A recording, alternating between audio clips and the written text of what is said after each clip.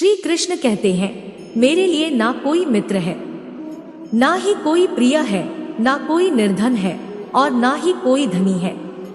बस जो भक्तिभाव के साथ मुझे याद करते हैं, मैं उनका हूँ और वह मेरे हैं। श्री कृष्ण कहते हैं, वो किसी के भाग्य के निर्माता नहीं है।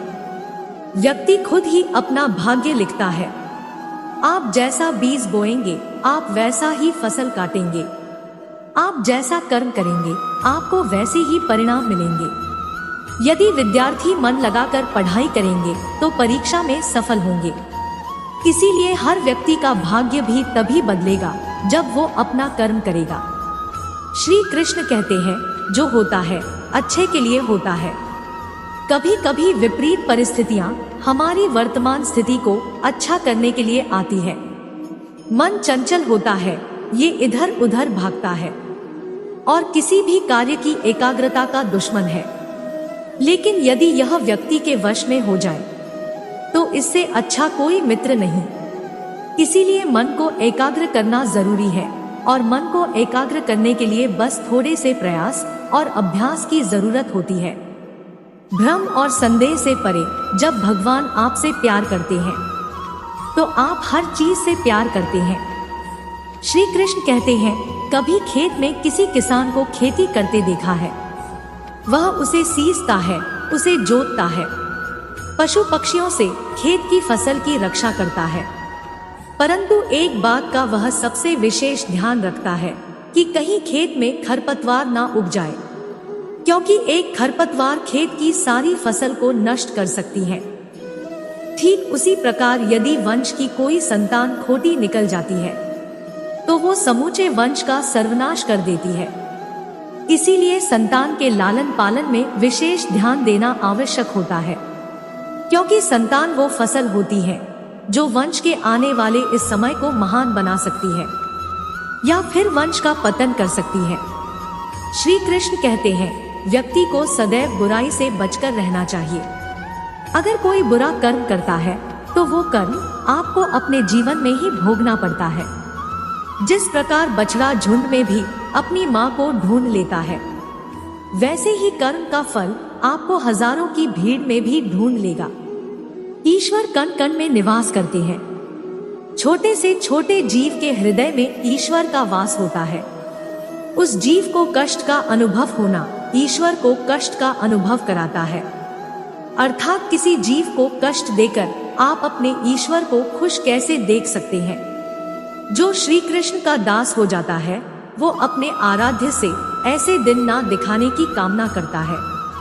जब उसमें गुरूर आ जाए तो अपने कृष्ण का सेवक बनकर ही जीवन सफल बनाना चाहता है। जो व्यक्ति सदैव हंसता खेलता मुस्कुराता रहता हो, अगर वो अपने स्वभाव से भिन्न हो जाए, अर्थात चुप गुमसुम उदास रहने लगे, तो समझना उसके हृदय में एक दर्द है।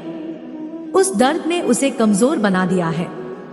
जिस व्यक्ति के पास संपूर्ण धन दौलत ऐश्वर्य वैभव सब है मगर संतुष्टि नहीं है, उस धन दौलत का कोई अर्थ नहीं है, क्योंकि वह व्यक्ति सदैव असंतुष्टि की स्थिति में रहता है। जिसके पास संतुष्टि है वो थोड़े में भी संतुष्ट रहता है। जब आप कोई बुरा कार्य करते हो या अच्छा कार्य करते हो तो आपको लगता है कोई देख नहीं रहा है, लेकिन आप ये क्यों भूल जाते हैं, आप जो भी कुछ कर रहे हैं भगवान की दृष्टि सदैव आप पर बनी हुई है। इसलिए आप ये न समझे कि आप अकेले हैं, भगवान सदैव आपके साथ होते हैं। कहते हैं, मन के हारे हार है और मन के जीते जीत है। अर्थात जिस प्रकार सकारात्मक विचारों से सफलता मिलती है, उसी प्रकार नकारात्मक विचार असफलता की मार्ग की ओर अग्रसर करते हैं। क्योंकि जैसा हम सोचते हैं वैसा ही हम बन जाते हैं और अपने विचारों के माध्यम से ही हमें नकारात्मक और सकारात्मक परिणाम मिलते हैं। इसीलिए अपनी सोच को हमेशा सकारात्मक रखिए। मनुष्य ही एक ऐसा प्राणी है जो कर्म करता है, इसलिए कर्म करना प्रत्येक व्यक्ति का धर्म भी है। धर्म करने वाला व्यक्ति ही कर्मवीर कहलाता है। इसीलिए कर्म करते रहना खाली बैठे रहने से बेहतर होता है।